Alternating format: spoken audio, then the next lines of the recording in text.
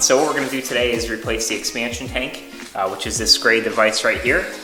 This is basically a tank that has a bladder inside the bottom of it that is filled with air. These tanks rupture over time, the bladder fails and allows water to leak in the air pocket.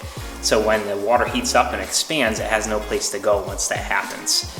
Once it breaks, the next line of defense is your relief valve. So the boiler will overpressure, and then this silver or gold device here will actually release water, which the customer has a bucket here catching the water from the relief valve due to the expansion tank failing.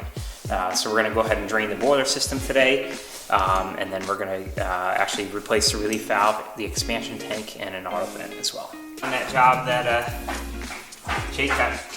Oh, it's speeding an oil? Huh? You left out. You don't leave it open. No, leave it open. You got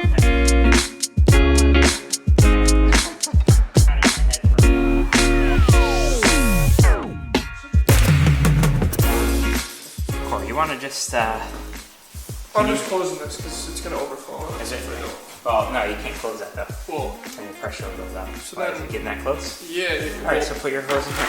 Okay. I was just saying, by the time we get that out, if I run Yeah. outside with it and nobody else is paying attention to it, we'll probably have that before. But yeah, you let it out, you'll put it with hot water. It's cold in hot water. So are you holding this or am I holding this? First off. Taking the jacket off. Yeah, because I feel like I'm just going to get water all over it. I just want to figure out what the best way to pull it out. I can't pull it out this way. Why don't you, is it heavy? It's... Don't burn yourself, right? It's just what Darryl did over the weekend. Okay, you ready?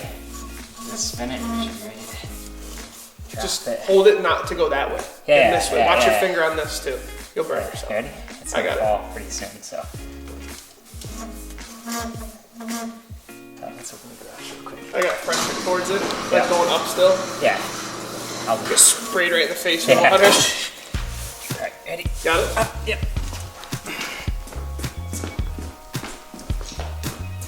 Left side.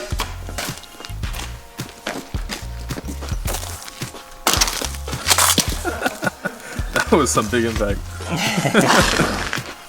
So we're gonna grab some paper towels once we get this on there. Yeah, there's water, so as soon as I go let this go. Yeah, go ahead. Grab some paper towels. We could dump that bucket too, Corey. Yeah.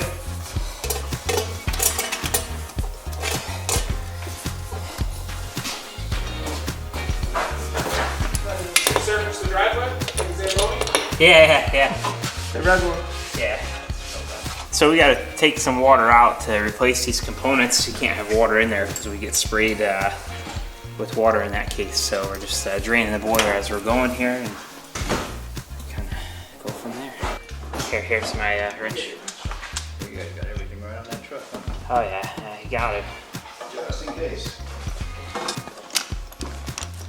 This is the only channel locks you got, right? Yeah. So, No, I just didn't want to take this. I'll grab it over. I don't want to grab that and twist the black pipe out.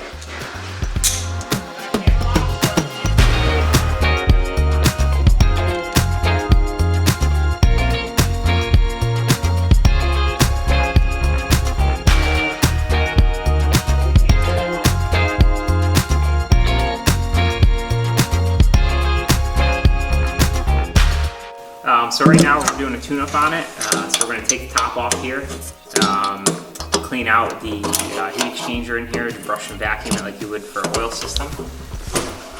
It's been a couple of years since they had this converted to gas that they've had anything checked, inspected, tuned up, anything like that. So we're going to go ahead and do a full tune-up on it so they'll be all set for the winter months.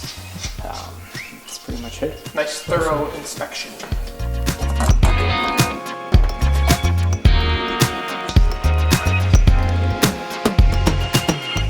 But the black soot that's in here just means that it is burning a little dirty. So we're going to check all our air settings, make sure they're all set appropriately, check our fuel pressures.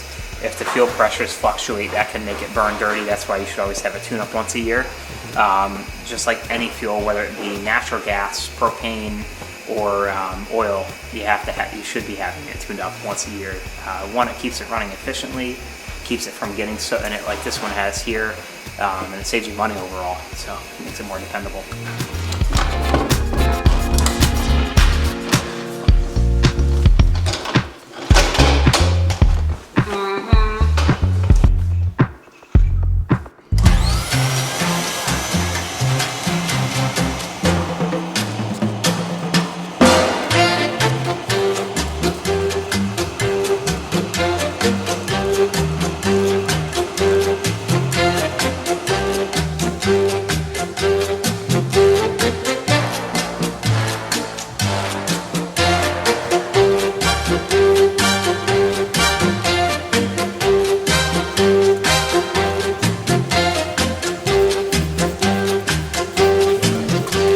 Yeah, this is just the top plate. We're replacing the seal that was on it, so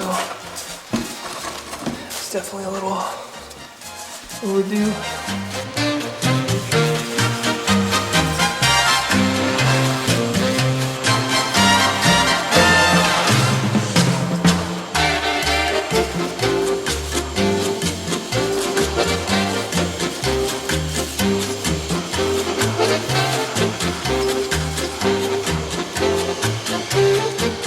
This is the gasketing for the top of the system here. When we took it off, the old stuff gets all ripped, so we gotta put some new stuff on that.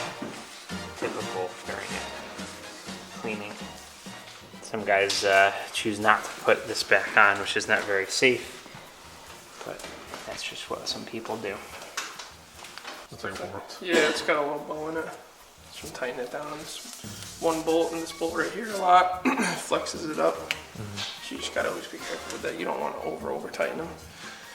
Because then putting the gasket in there is kind of pointless.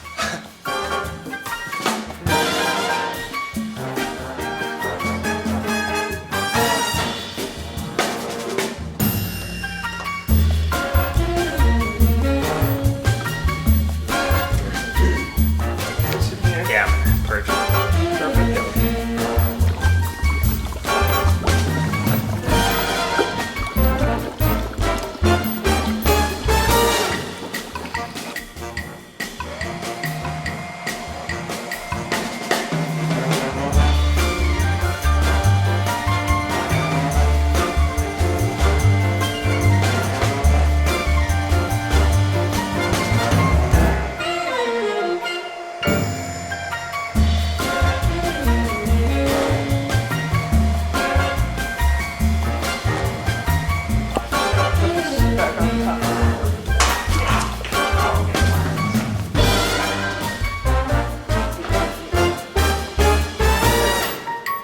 Silly nonsense that he's supposed to do.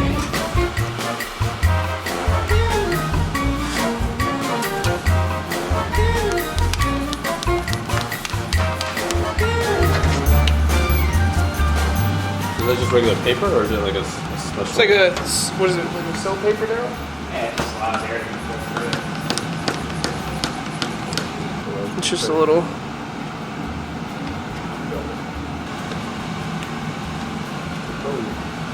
Got the probe. My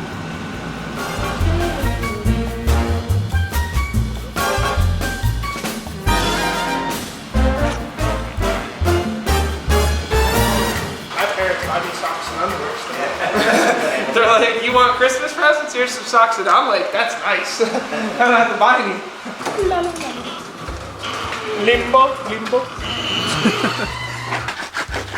I feel like a penguin shuffling my feet.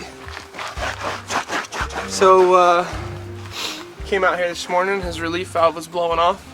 So we figured out he had a bad expansion tank. So when the water heats up, it wasn't allowing it to expand to the expansion tank and relieve all the pressure. So it was just blowing right off the relief valve. So we ended up taking care of that. New expansion tank, new relief valve. Since that one started to blow off, you know, you don't want to take the chance of it not working. We gave him a nice cleaning in his boiler. They converted it to propane a couple years back, I want to say, he said, and it was a little dirty, but not as bad as oil. They went from oil to propane, so just did a good look at everything, made sure all the zones were working. We purged it with a pump, got all the air out of it, checked the gas pressures, checked our electrical, you know, made sure everything was working good for him, and we're gonna get on out here on to the next one.